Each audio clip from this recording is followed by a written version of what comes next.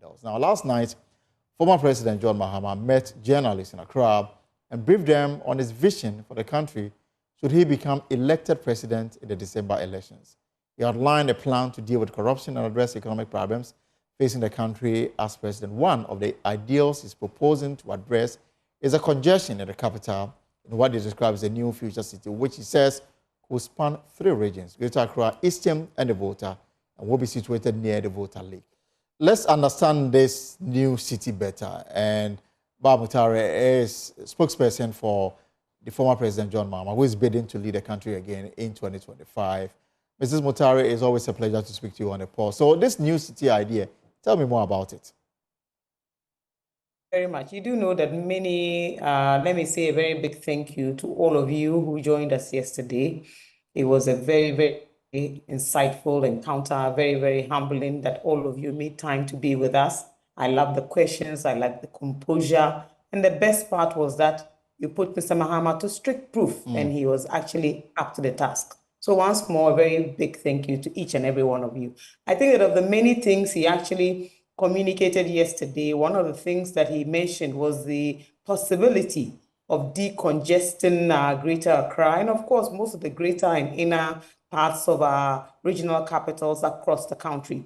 You do know that for quite some time, there have been conversations, even as far back as when we were in office, to actually go and construct an international airport in Pram Pram. This was all in a bid to literally try and decongest the central parts of Greater Accra, etc. Indeed, Nigeria did it very, very beautifully, and you can see that it has actually reduced a lot of traffic between Lagos and Lekki and all of these places that usually were places that nobody would even dare to try and go to. So as we grow, as our numbers increase, as we develop more, rural-urban migration, there's a need also to literally redevelop and redemarcate our country. So I think he mentioned the fact that you could actually start by decentralizing some of the ministries, agencies, and departments. You can also start by decongesting the whole ministries part of our country. You can actually offload some of the key services to other parts of the country. And yes, he also mentioned the fact that transportation will be a very, very big component of this move, and that to be able to develop or redevelop a new city will require several other amenities, such as affordable housing, motorable roads to and from, where you can make travel time, real-time travel, and make travel more efficient. And so, yes, there is a need to start this conversation now. And I think he even mentioned that Rome wasn't built in a day, but that it was an idea that he believed that would work for our country too, and it was something that we should start considering very, very seriously. I mean, who remembers that the Ministry of Foreign Affairs many years ago used to be in the back where the ministries actually are located? Right. Since they moved out, the Ministry of Defense has done so. So you can tell that it has actually lightened traffic around the central parts of Accra. I used to work around Jamestown, so I remember what traffic on the high street used to be like. Absolutely. So I do know that when you make these little adjustments here and there, it actually does work very hard to ameliorate our traffic and congestion in the cities. Well, I mean, this is a very laudable and ambitious project that the former president, the NDC flag bearer, is seeking to do if elected in December. I mean, for example, where I live, somewhere around North Legon, because I come to work very early, it takes me sometimes less than 20 minutes to move from my home to Kokomlemle. Now, I will leave the office around 5. It will take me sometimes 2 hours to get home. So, absolutely, that's very. So it is something that we also yes, it's something that is worth consideration. Angola did it. Many other countries have done it. Indeed, when it happened in Angola, I was privileged enough at the time working in trade facilitation to visit the new city, and I watched how they had schools, they had new housing, they had a railway station. They even actually built an inland port in that part of the city just to decongest the main capital. So it is something that is a work in progress, and he'll be expecting the media in particular to help him in that conversation, so that at least we can help structure it even better and then decide on which parts or aspects of our social and service lives will be moving to this new city. But yes, I mean, look at Pram Pram, for example. You can move the Ministry of Local Government, for example, to Pram Pram. I mean, years ago, Osagyefo saw it fit to actually construct Eduasi Lodge. Look at the sort of pleasure that it brings our leaders, because you can go there and host a whole meeting with another head of state and not interrupt with anybody's life, for example. So yes, there were times when I even used to think that we'll move our seat of government to Peduase in particular, and then leave the city of Accra. Right. So I think that these are conversations that all of us would like to see and firm up, and hope that as we start the process, you in the media in particular will help and bring us all the other good benchmarks that we can all learn from. So I think it's a fantastic, but of course you do know also that he announced many other things, because look, one of the biggest things that all these things will actually help do is that, look, we have a critical problem. Lack of jobs, unemployment, which is now actually bordering on a security threat. I just listened to the tail end of your interview with the gentleman from the labor union. Right. And that actually sums up just how bad things are right now in our country. Let our opponents defend it all they want. Let them try as much as possible to make hay whilst it lasts. But if you apply the scrutiny that you apply to the Mills Mahama administration, to Akufo-Addo and Bawumia, they will have no business even to campaign. I mean, I have heard this rumor about how the president literally attacked the labor groups that went to visit him on this conversation about SNIT. I mean, please tell me, are those shares the personal property of our president, His Excellency Akufo-Addo? Do they belong to his family? Are they part of the family heirloom that were left to them?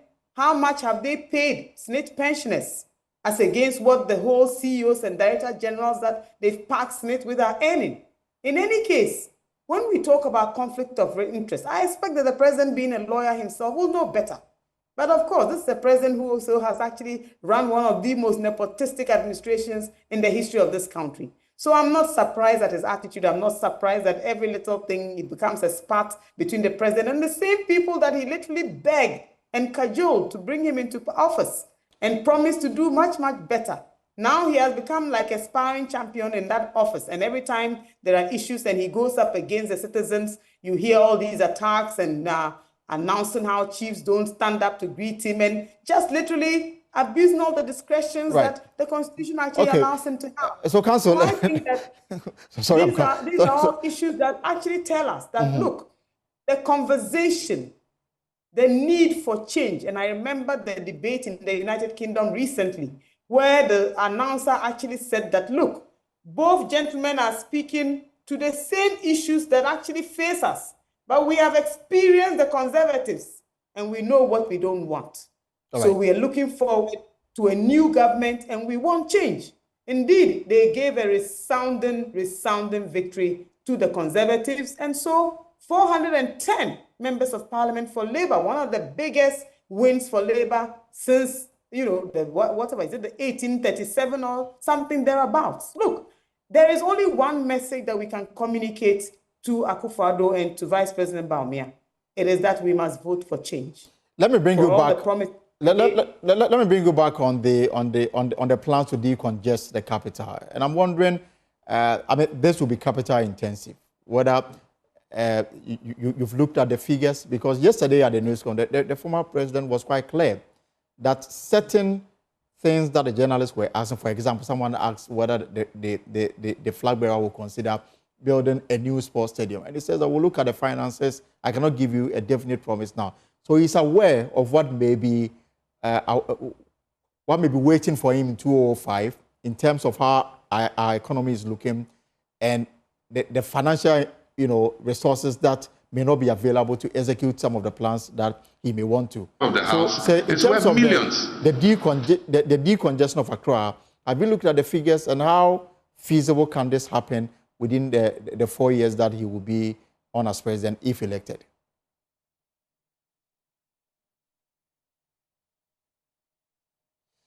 Find ourselves in, which is why leaders must also now think outside the box.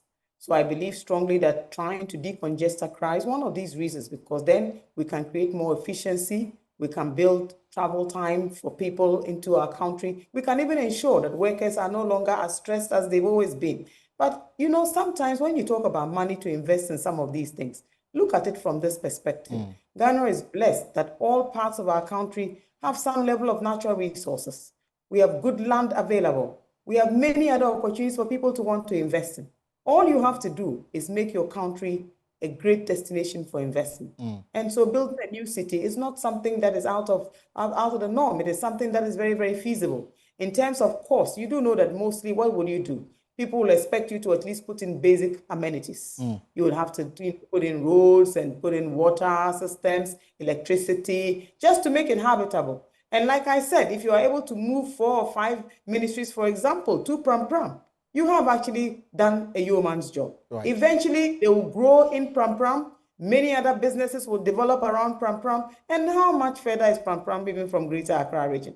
But certainly you'll be decongesting Accra. You'll be building up effectively for another environment where tourism, where other forms of an economy will develop. But look, whatever we do, we will have to continue to invest in the progress of our country, to invest in the development of our country, to encourage additional investment in these parts of our country. When Akosombo Dam was built, there was nobody there. Right. When Bui Dam was built, there was nobody there. You understand? So these are all interventions that actually build. Look, we have all these London sites, Agodeke, and all these other Makango and others.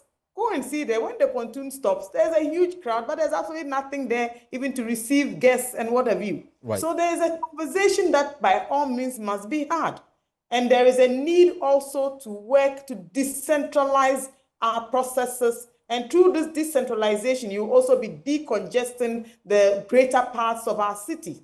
It is also a way to encourage people. Look, imagine we had a fantastic railway connection from Pram, for example, to Accra. Imagine there was a railway connection from North Legon to the central business district. Why would you need to drive your car and even sit in traffic? You would make the same journey in 30 minutes. Absolutely. I used to work in the central business district when the Sakumono railway line was working. My colleagues who lived in the apartments in Sakumono, for example, used to get to work very, very early. All you have to do is to park and ride. So, there are ways that I have always believed that, look, one of the biggest catalysts for development anywhere in the world is transportation. It's an area that I have enormous expertise in. I believe that if we get leaders who will invest in seamless transportation alone, then developing cities and decongesting Accra on the back of better transportation services will be a matter that we will probably see as a very feasible and doable process. So yes, if you are interested in this conversation about, decongesting Greater Accra and most of our cities, then why not? Indeed, when Tema was constructed as an industrial enclave, I'm sure you remember. Of course. There were no residences anywhere around there. But the city has grown around that whole industrial enclave. And today, Tema is a bustling metropolis that it is. So there is always ways that modern planning is very necessary. Very necessary. And I know that the case is actually made. The case is made of London, where it is estimated that 3 million people travel in and out of London every day. But because of the efficiency of the transport and the rail system, that's how come you don't really see that traffic. In the absence of that, I'm sure that nobody will be able to even walk around the central business district of London. So this is perhaps a welcoming news. And the hope is that when the NDC is elected, this will materialize. So after the news conference, what's next for the flag bearer? Well, you do know that we are actually preparing to launch our manifesto, as has become a tradition for our political parties. And then he will continue with the engagements with various associations. I'm sure that very, very soon he'll be meeting yet another association in the aftermath of this conversation. But I loved what happened yesterday so much. And I do think that it is something that we ought to replicate in the other regions as well. And I believe that Mr. Mahama actually spoke to that matter as well. And I'm also looking forward to more engagements with all of you, not just to discuss the new city or prospects for a new city, but to discuss all the other issues that he raised regarding creating employment for our young people, regarding creating digital environments and hubs for our young people, regarding creating avenues for better employment opportunities for our young people. And you do know that most of the young people in Ghana are literally concerned more about sustainable, decent jobs and employment, not just the underemployment situations that we have, but something real and something sustainable. And that is why I always come back to this debate about selling off the shares of our hotels in SNIT, for example. So what are we going to leave for the younger generations, for all the persons who probably are nowhere near getting a pension or being paid one? I think that these are conversations that also should feed into our very partisan political debate, so that we also know that the leader who preserves our assets for the future is a man to vote for. And I believe that John Mahama stands tall in that regard. And don't forget that every leader arrived as president and literally cut off all the assets that our forebears left for us. Then what will be left of the country, Ghana? So let's work to preserve some of the things that are preserved for the larger populace, the larger generation, and the many young people who are yet unborn. Indeed, state assets are part of a legacy of our forebears and ought to be preserved. Indeed, the owners of most of these state assets themselves, the persons who granted these lands through various executive instruments to government themselves, are very unhappy. If everybody chose to pick up these lands and put in their pockets, for example, we wouldn't have the industrial enclave in Tema, would we? We wouldn't have the Akosombo Dam in Akosombo, would we? Neither would we have the Bui Dam. You know, when you do these things, it builds into government a certain type of greed that is not acceptable. Right. And then when you watch the attitude of the leaders who should know better, who are literally just trustees or custodians of what belongs to us, then it tells you that something is not right. I am all for change. I believe that John Mahama and the NDC present the best alternative for a difficult Ghana going into the future. I believe that John Mahama has spoken at length about the fact that all of us must help him to build the Ghana that all of us will be proud of. Right. We talked about Ghana beyond aid. Today we are begging. We talked about Ghana beyond IMF. Today we are at the IMF and begging. We talked about Ghana beyond corruption. Today we are failing on all attempts to fight corruption. Indeed, the biggest seat of corruption, we are told by Professor Frimpong Boateng, is at the seat of the presidency, where President Akufo-Addo presides over all that is his. But what he forgets is that it was actually the civic responsibility of the good people of Ghana that gave him that seat. And the same way that he got that seat, he will, by the grace of God, be handing over to another administration. All right, thank you so much, Madam Bawa Mutari. Always a pleasure speaking to you here on The Pulse. Let me also bring in Charles Isel, who is a former, Charles Isel joins us.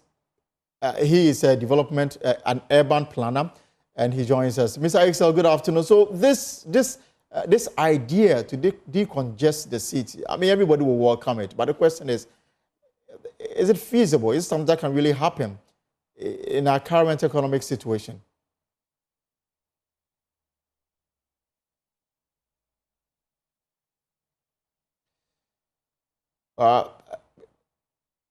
Right, so Mr. Isel, if we can unmute for me so we can hear you. Okay. Right, so good afternoon. So thank you so much for joining us. I was asking whether this idea to decongest the city, I mean, create regions out of Greater Accra, take some government, build government agencies out of Accra and position them outside of Accra. Would this help to decongest the capital?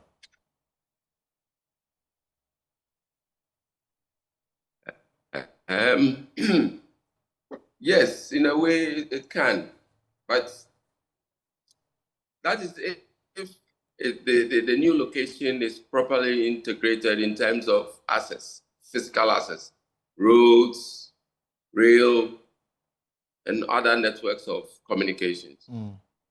And so, yes, it is possible. But the question is, where? Exactly the question. Will you be able to answer that question for us?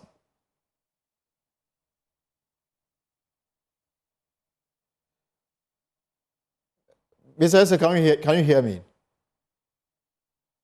I think we're having difficult.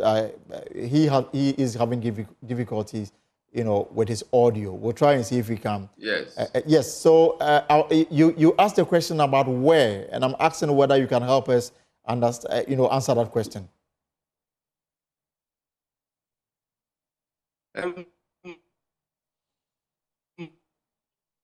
The idea of expanding a city like a capital beyond the original space is not new. So you go to other countries, they call them new cities, which in Ghana we could have used, say, in Sanwem, we can use, say, Winneba, or somewhere within a rigorous traveling time of, say, 1 hour. But with very good top-class express roads, right? Because if you are not going to build a whole new city but as a link, there should be some physical link, so that people can live and still work in the old and the new city. But as it stands now, I think that we are also not utilizing our land properly within the current city space.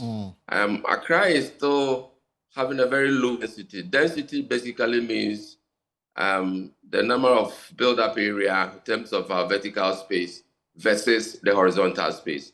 I mean, you just have to travel beyond airport, and the highest building you'll find is 4-story, 3-story. And by the time you get to Amasamai or you get to Pokwase, you are dealing with an average of 4-story. Right. So we need a very heavy urban renewal projects where we'll take a whole, say, Adabraka, or we take any of these suburbs and remodel it.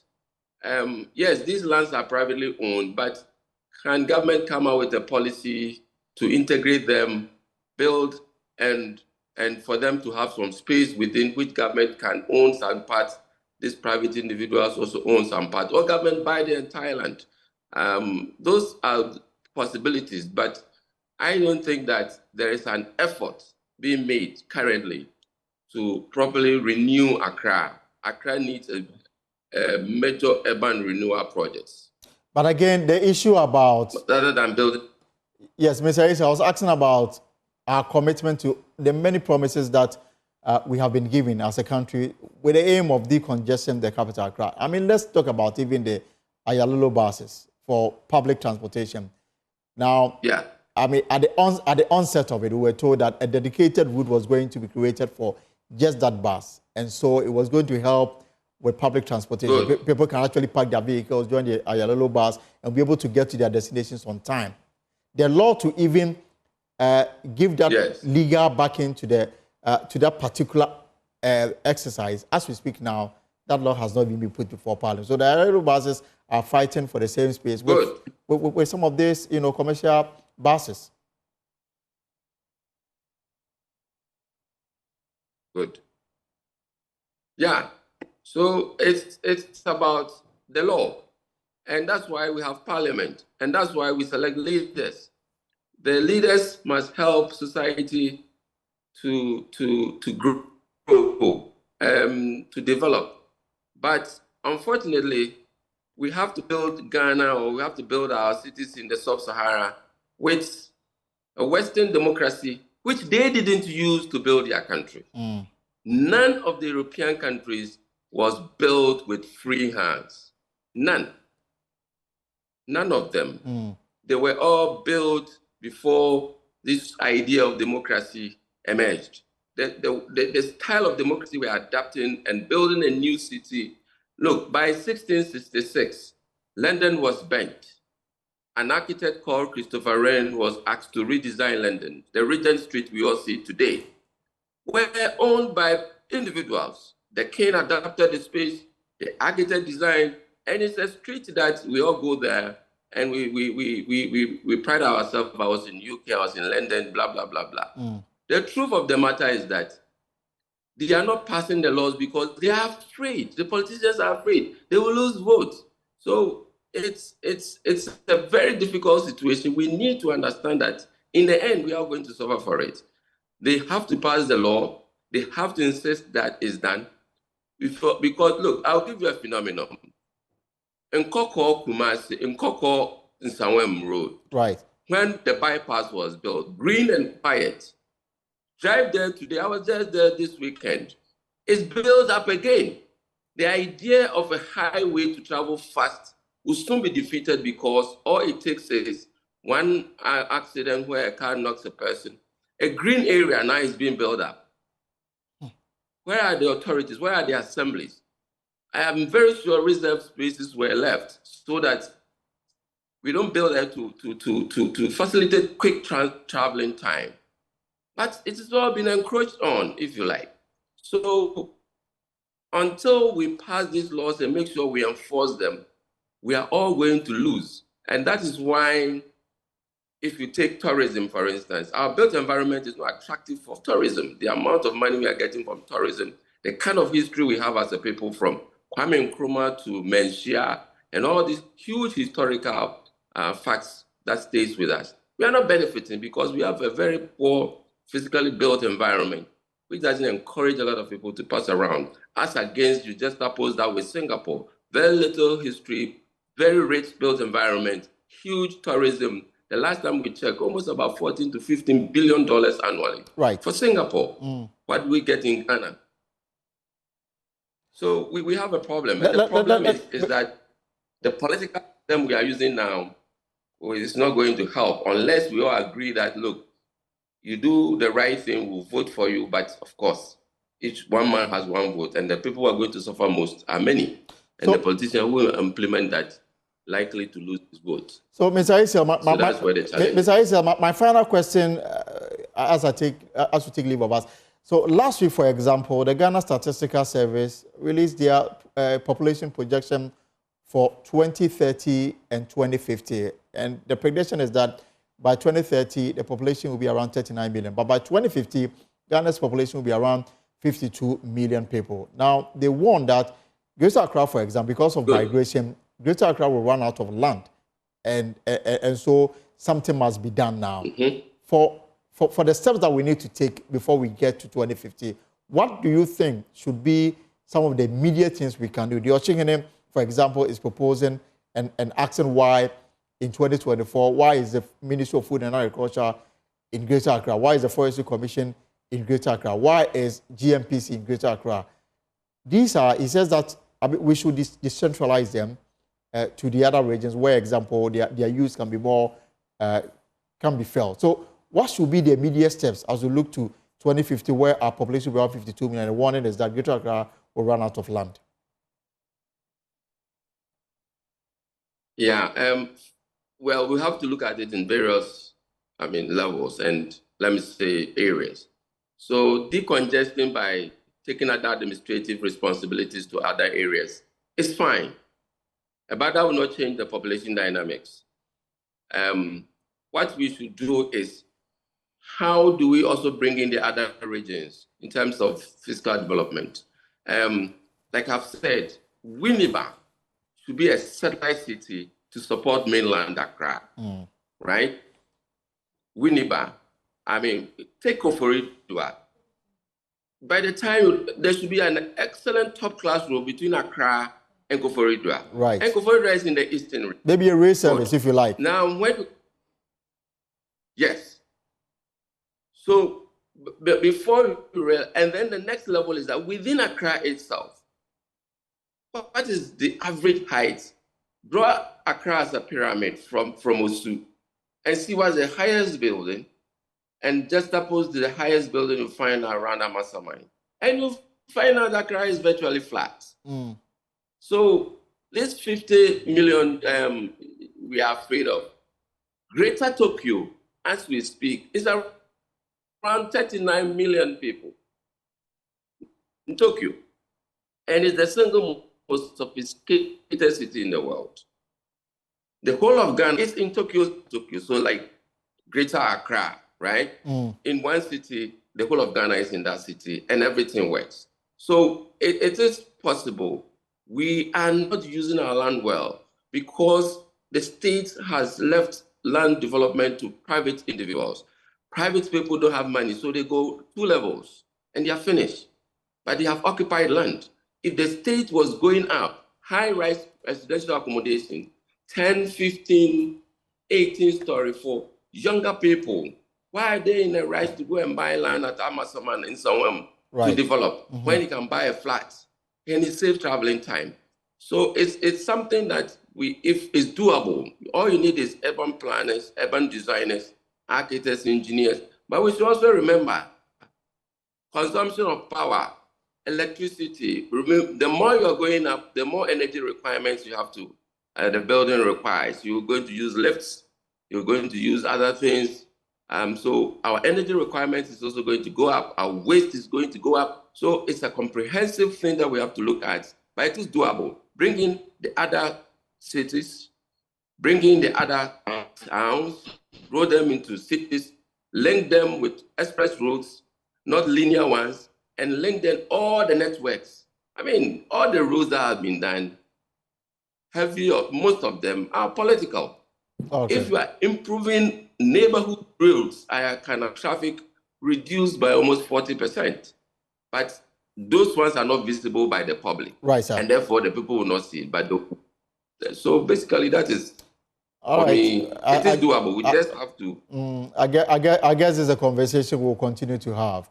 Mr. Charles Isel is an urban planner. Thank you so much for your time this afternoon right here on the Pulse, here on Journey. But before we go, the Bole Bamboy District Security Council has been meeting today after a wave of mysterious killings in the Bole Township. This weekend, the body of a man was found with the head and genitals chopped off. It adds up to about a dozen of serial killings in the constituency over the last few months. Member of Parliament for the area, Yusuf Suleimana, tells Joy News the severed head of the person killed has now been found at the outskirts of the Bole community, but is demanding proactive policing to end the killings immediately.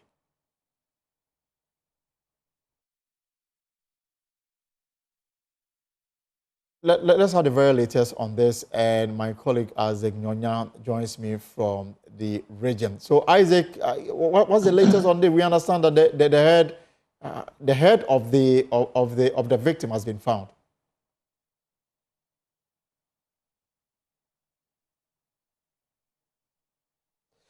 So, Isaac, I was asking the latest information that the head of the victim has been found. What more can you tell us?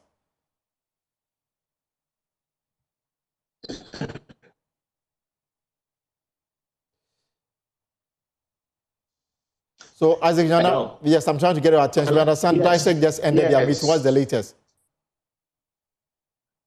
Yes, the latest that both peace, security, and traditional house are putting custody of the head. First of all, security, as they said, they're supposed to keep the head to do some more investigation to find out how the head was chopped up and what were used, leading to the arrest of this suspect. While the chiefs and the traditional council are thinking that they need to use to get the head, have possession of it, and complete the rituals leading to. We appear to be losing Isaac Nyonya there. Isaac, can you hear me? Right. I guess for connection issues, Isaac is unable to hear us. Isaac Nyonya is our Savannah regional correspondent. But the news is that DISEC, the District Security Council, just ended a meeting, and in subsequent bulletin, we'll tell you what their plans are to ensure peace and safety of the people in the Bole community. But that's our show for today. For more stories, log on to our website, myjoyonline.com. Several stories out there. Tomorrow, same time, Tuesday, we shall be here with another exciting edition of the Pulse. Tomorrow, we have a special programming from the Ashanti Regional Capital, Kumasi. It will be the unveiling of the running mates of the MPP election ticket, Dr. Matthew Poku-Prempeh, also known as Napo. We have a special programming from 1 p.m. till the unveiling is done. Until then, whatever you are up to in the hours ahead, I hope it's profitable. My name is Elton Bobe. Keep faith alive. Take care. This has been The Pulse.